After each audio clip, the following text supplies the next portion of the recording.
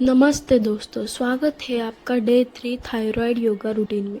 अगर आपको thyroid problem है, वेट कंट्रोल नहीं हो रहा है और हेयर फॉल या वीकनेस है, तो ये 10 मिनट का रूटीन आपके लिए बहुत फ़ायदेमंद होगा। फर्स्ट पोजीशन करेंगे सिंहासना। वज्रासना में बैठ जाएंगे, मुंह को खोलेंगे और जीभ बाहर निकालेंगे और मुंह से हाँ निकलना चाहिए। ये पोज थायराइड ग्लैंड को एक्टिवेट करता है। अब हम करेंगे उष्ट्रासना। घुटनों पर खड़े हो जाएंगे, पीछे झुककर पैर पकड़ेंगे और चेस्ट ओपन करेंगे। ये पोज हार्मोन बैलेंस करता है। इससे हमारा थायराइड एरिया स्ट्रेच होता है, मेटाबॉलिज्म इम्प्रूव होता है और वेट कंट्रोल में मदद करता है। इसे हम 2 मिनट के लिए होल्ड करेंगे और फिर बाद में हम अगला आसन करेंगे। इसके बाद हम करेंगे हलासन। सीधा लेट जाएंगे और पैर ऊपर ले जाएंगे और पैर हल्का सा नीचे नीचे ले जाके फ्लोर को टच करेंगे। इससे हमारे थायराइड में मसाज होगा और डाइजेशन बेटर होगा और हार्मोन्स बैलेंस होंगे। याद रखें दोस्तों, थायराइड कोई पनिशमेंट नहीं है, ये बॉडी का सिग्नल है कि आपको आपकी केयर करने की ज़रूरत है। रोज़ सिर्फ 10 मिनट आप यही योगा करेंगे तो आपकी थायराइड की प्रॉब्लम ख़त्म हो जाएगी और पॉजिटिव सोच के साथ आपकी बॉडी भी पूरी हील हो जाएगी। आज नहीं तो कल आपको करना ही है, इसके लिए आज से ही ट्राई करें और रिजल्ट ज़रूर मिलेगा। हम करेंगे विपरीतकरण। इससे हमारे स्ट्रेस कम होता है, ब्लड सर्कुलेशन इम्प्रूव होता है और थायराइड फंक्शन सपोर्ट करता है। आपको सिर्फ डेली ये सब आसन करने हैं और आपकी थायराइड की प्रॉब्लम धीरे धीरे ख़त्म हो जाएगी। फिर हम बाद में करेंगे अगला आसन।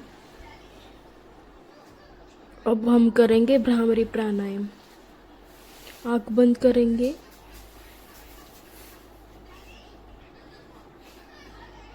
और हाथ को ऊपर ले जाके भ्रामरी प्राणायाम करेंगे।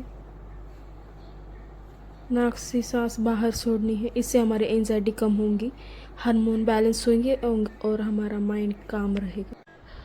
अब हम करेंगे चिन लॉक। इसे हमें 1 मिनट के लिए करना है। सुखासना में बैठना है और डीपली सांस लेना है और चिन को चेस्ट की तरफ ले जाएंगे।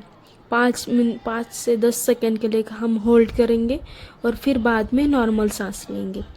इससे हमारे थायराइड ग्लैंड एक्टिवेट होते हैं और हार्मोन सिक्रेशन बैलेंस होता है और थ्रोट एरिया स्ट्रॉन्ग होता है।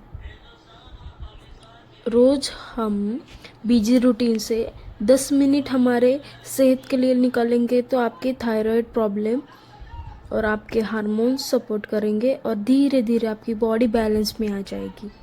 हम करेंगे सेतुबद्धासन। सीधा लेट जाएंगे और पैर मोड़ेंगे और कमर को ऊपर उठाएंगे, चेस्ट ओपन करेंगे और नेक को पीछे ले जाएंगे। इससे हमारे थायराइड ग्लैंड में मसाज होगा, मेटाबॉलिज्म इम्प्रूव होगा और हमारा वेट कंट्रोल में हेल्प हो जाएगा। हमें ये आसन 2 मिनट के लिए होल्ड करना है और इसे ब्रिज पोज भी कहते हैं। अब 2 मिनट के लिए होल्ड करेंगे, उसके बाद हम अगला आसन करेंगे जिसे कहते हैं काउ पोज। इससे हमारे नेक और शोल्डर में स्ट्रेच आएगा, थायराइड एरिया एक्टिवेट होगा और स्ट्रेस कम होगा। इसे हमें 1 मिनट के लिए करना है।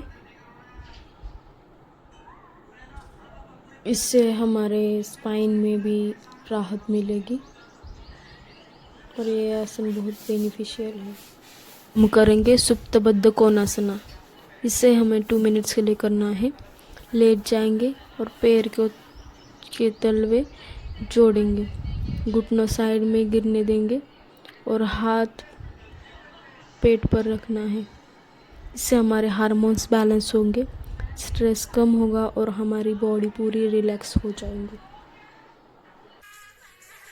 सर्वांगासन। सीधा लेट जाएंगे और पैर धीरे धीरे ऊपर उठाएंगे, कमर को हाथों से सपोर्ट देंगे, चिन चेस्ट के पास रोकेंगे, इससे हमारे थायराइड ग्लैंड डायरेक्ट स्टिमुलेट्स होंगे, हार्मोन बैलेंस में मदद होगी और वेट कंट्रोल में सपोर्ट कर। अर्ध हलासन। अब हम ये 1 मिनट के लिए होल्ड करेंगे। 45 डिग्री तक हमें पैर को रखना है और सांस नॉर्मल रहनी है। इससे हमारे थायराइड मसाज होती है और डाइजेशन इम्प्रूव होता है, मेटाबॉलिज्म स्ट्रांग होता है। इसे हमें 2 मिनट के लिए होल्ड करना है। यह आसन करके आपको कितनी राहत मिली ये हमें कमेंट्स में बताएं। अगला आसन करेंगे हम अनुलोम विलोम। हम करेंगे अनुलोम विलोम। राइट नाक को बंद करना है और लेफ्ट नोस्ट्रिल से हमें सांस लेनी है, फिर राइट से छोड़नी है और लेफ्ट से लेनी है। इससे हमारे हार्मोन बैलेंस होंगे, स्ट्रेस कम होगा और थायराइड फंक्शन में सपोर्ट करेगा। इसके बाद हम करेंगे मंडूकासना।